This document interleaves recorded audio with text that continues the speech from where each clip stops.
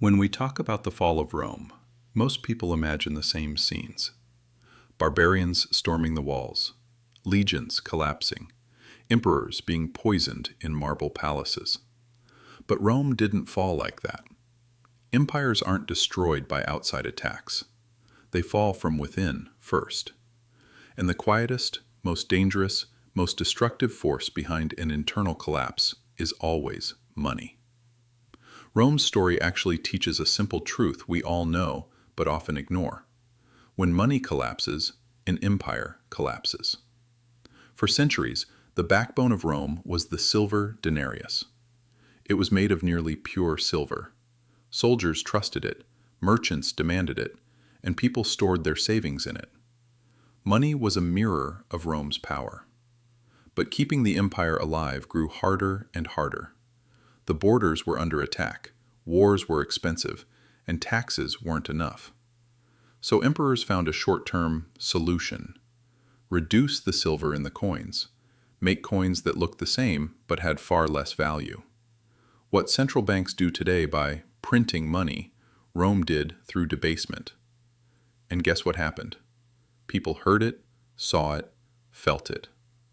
Coins became lighter, the color changed, the value dropped. Prices rose, the economy jammed, trade slowed down. Soldiers complained their pay no longer covered their needs. Merchants returned to barter, and people lost trust in the state. An economy runs on confidence. When confidence dies, chaos is all that remains. Between 235 and 284, Rome went through a chain of disasters: invasions, plagues, civil wars, collapsing trade routes. But behind all this chaos was one invisible cause. The currency had lost its value. The more money the state minted, the worse the money became. As the currency collapsed, people abandoned the state. As the economy fell apart, the empire fell with it. Diocletian eventually tried to impose government price ceilings. Penalty: death. Predictably, it didn't work. Worthless money cannot be made valuable by decree. The black market exploded. Official trade nearly disappeared.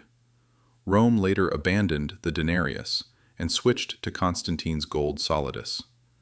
On paper, it brought stability, but by then the empire had already decayed from within.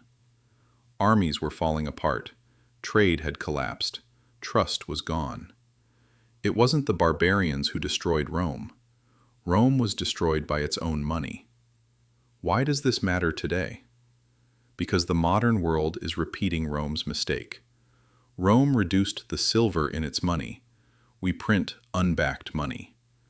Rome quietly devalued its currency. We call that inflation. Rome tried to solve problems by striking more coins. We do it with interest manipulation, debt expansion, and trillion-dollar bailouts. The ending, however, is always the same. Money erodes, people get poorer, trust disappears, the system collapses. This isn't just Rome's story, it's the story of the modern world. After World War I, Germany printed money to pay its debts. A loaf of bread went from 1 mark to 200 billion marks. People pushed their wages home in wheelbarrows. Society collapsed, extremism rose, and Hitler emerged. When money collapses, society collapses. It's that simple. Zimbabwe repeated the same pattern. Inflation reached 89.7 sextillion%. The currency collapsed, and the country abandoned it altogether. And here's the real point. We are on the same path. Since 1971, the dollar has had no connection to gold. Money today is built purely on trust, and trust, like in Rome, is fragile. As debt grows and money loses value, people eventually notice.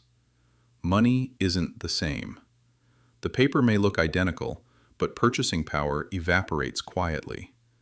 And just like in Rome, the public realizes this last. Prices rise, wages fall behind, debts grow, and one day everyone asks, what happened to the value of money? The answer is simple. Slowly at first, then all at once. So what should we learn? Inflation is not an accident. It is policy. Real wealth is not in paper, but in land, skills, production, and real assets. Economic stability is never permanent. No society survives when its money collapses. Tell Romans their money would be worthless one day. They'd laugh.